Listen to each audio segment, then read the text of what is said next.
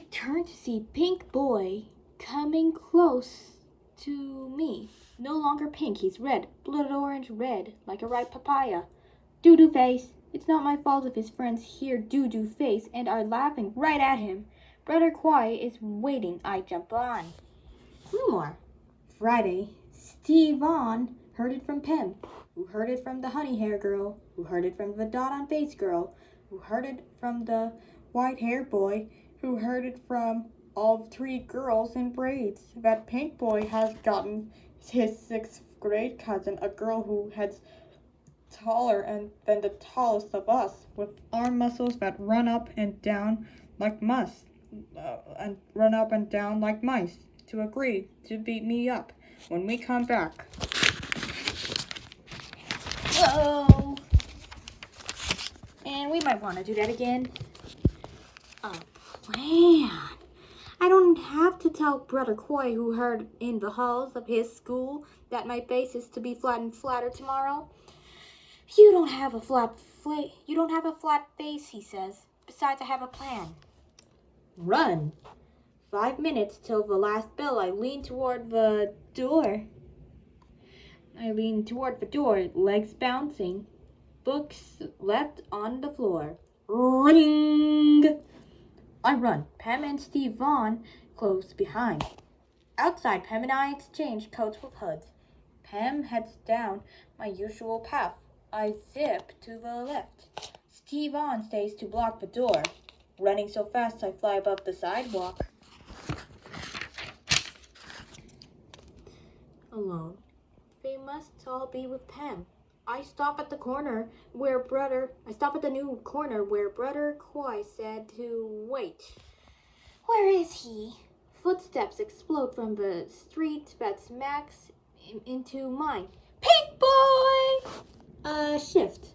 Pink Boy plows toward me. I squat in Dung Tom, facing him. His right arm extends in a fist. When he's close enough for me to see the white arm hair, I shift my upper body to the left. Legs sturdy, eyes on the blur that flies past me. A thud. I see how I thud my feet on my desk. Yeah, so let's begin. Pink Boy writes on the pavement. I thought I would love seeing him in pain. I see this is misspelled rights. It was spelled rifes. But that's okay. We leave it be. But he looks more defeated than weak, more helpless than scared, like a caged puppy. He's getting up. If I were to kick him, it must be now. Wow! A roar. Pink Boy and I turn. A gigantic motorcycle. The rider in all black stops. The helmet comes off. Wooly! Wow! Pink Boy disappears. Brother Koi runs up, out of breath, pushing a bicycle with a flat. Wooly flicks his head. I climb on first, wrap my arms around a waist tight as rope. Brother Koi climbs up on next, one hand holding the handlebar of his bike. We fly home. The Wooly effect. Wooly now picks me up after school, so someone is always saving lunch seats for me, Pam, and Steve On. Someone is always inviting us to a party. Someone is always hoping Wooly will offer her a ride, as he did the huge cousin, who now not only smiles but waves at us. Pink Boy avoids us, and we're glad that we're saved. Early Christmas. Mother invites our cowboy and Mrs. Washington for egg rolls. But brought gifts, not saying early Christmas, not wanting to embarrass us for not having anything to exchange. From our cowboy to Mother, who just caught catfish, to Brother Kong, to Chin for night college, to Wooly, jerky and 10 flavors to Brother Koi, 2 fighting fish in separate jars to me, a new coat. We laugh and say, perfect! For Mrs. Washington, to Mother, a gong and jasmine incense to Brother Kwong, an engineering textbook to Wu Li, jerky in 10 flavors to Brother Kwai, a hamster. To me, 3 packages of something orange and dried. My family claps and says, perfect! I frown.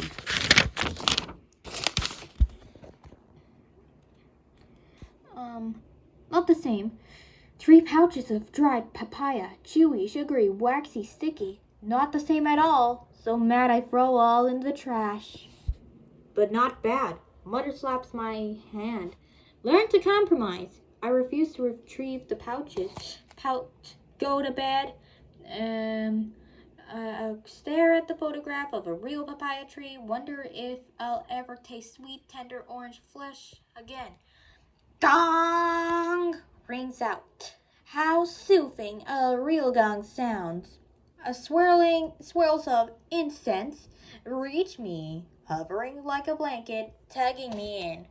I wake up at faint light, guilt heavy on my chest. I head toward the trash can. There's part I from now on, part 4.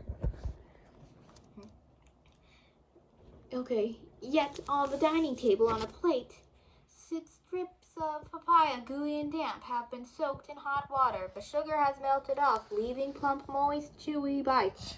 Not the same, but not bad at all.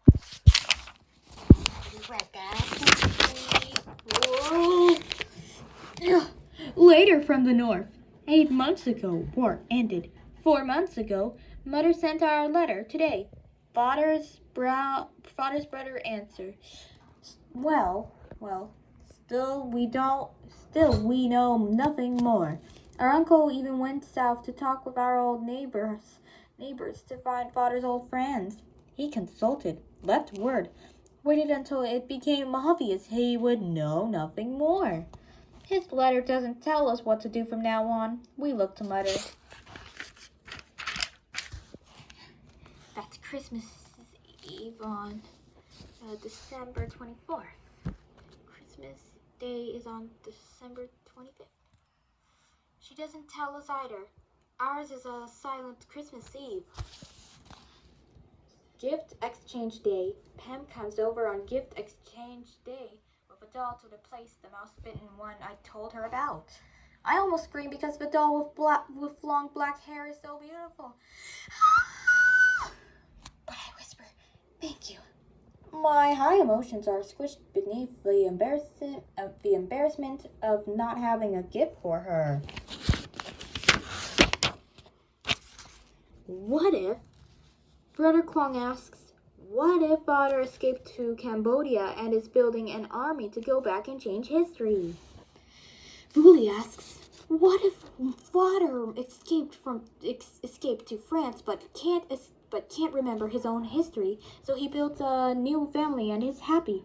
Brother Kwai asks, what if Father escaped to Tibet after shaving his head and joining a monastery? I can't think of anything, but can't let my brothers best me, so I blurt out,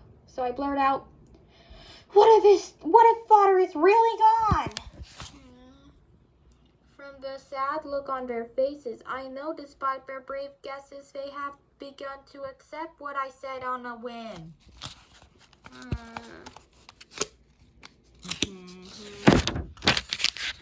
A sign.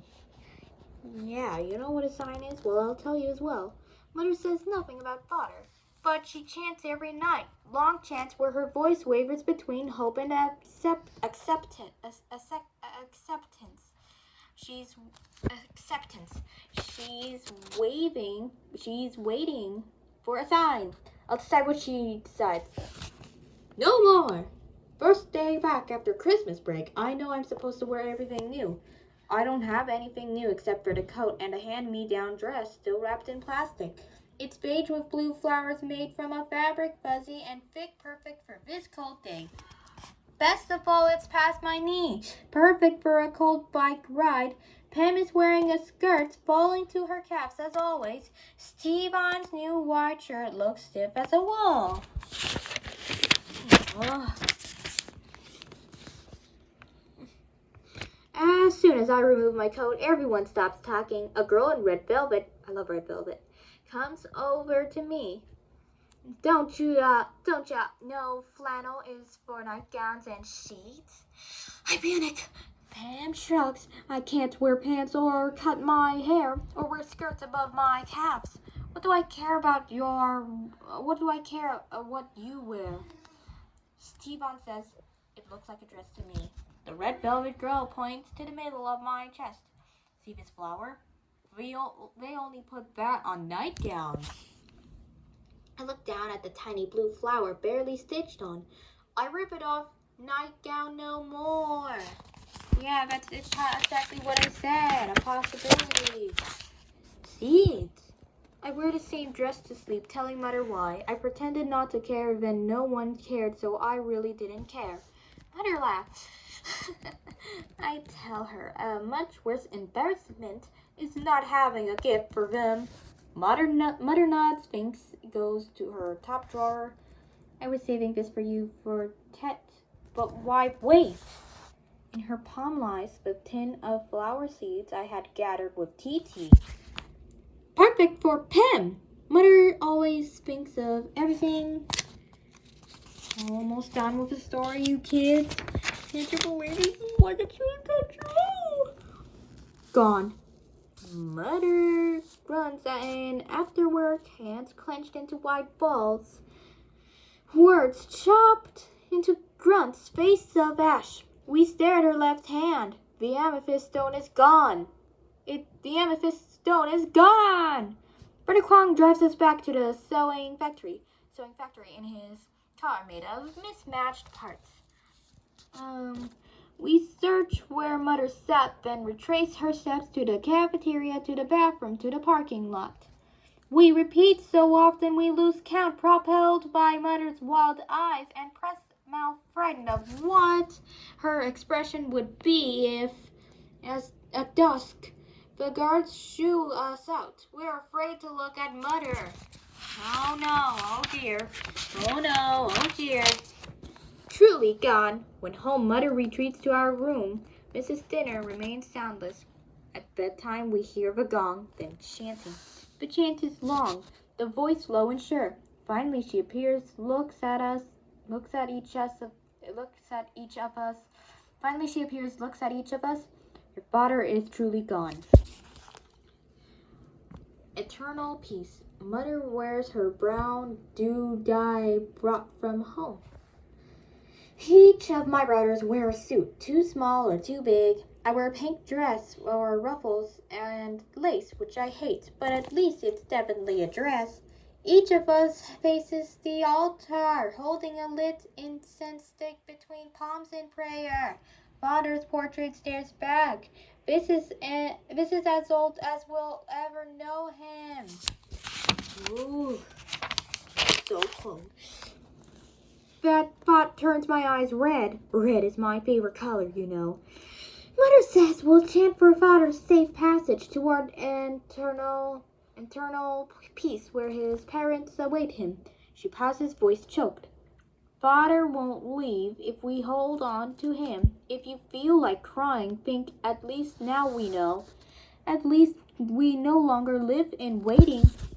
Start over. I'm trying to tell Mrs. Washington about our ceremony for Father, but it takes time to match every noun and verb, sort all of the tenses. Remember all the articles, set the tone for every S. Mrs. Washington says if every learner waits to speak perfectly, no one would learn a new language. Being stubborn won't make you fluent. Practicing will. The more mistakes you make, the more you'll learn not to. They laugh. Oh my. Shame on them. Challenge them to say something in Vietnamese and laugh right back. I tell her Father is at peace. Oh, this is itchy. I tell her I'd like to plant flowers from Vietnam in her backyard. I tell her Ted is coming and luck starts over every new year. An engineer, a chef, a vet, and not a lawyer. A lawyer. Brother Kwong has started night school to restudy his engineering to become what he was meant to be. Brother Kwong has started night school to study engineering to become what he was meant to be. Mother smiled. Boo Lee refuses to apply to a real college. Instead, will go to a cooking school in San Francisco, where his idol once walked. Mother Sai twists her brows to no effect. Brother Koi announces he will become a doctor of animals. Mother starts to say something, then nods. Just a bit more pages left until I'm done. Oh, where's the cup?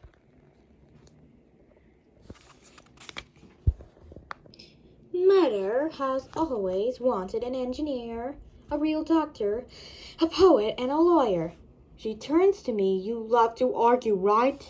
No, I don't. She brightens. Lawyer. I vow to become much more agreeable. 1976, when I wasn't born. Year of a dragon. This Tet. There's no I Ching, teller of fate. So Mother predicts our year. Our lives will twist and twist, intermingling the old and the new until it doesn't matter which is which. This Tet, there's no bamb chung in the shape of a square made of pork, glutinous rice, and mung beans wrapped in banana leaves. Mother makes her own in a shape of a log made of pork, regular rice, and black beans wrapped in cloth. Not the same, but not bad. As wish every Tet we are expected to smile until it hurts all 3 fists for 3 first days of the year. Wear all new clothes, especially underneath. Not sweep, not splash water, not talk back, not pout. Mother thinks of everything.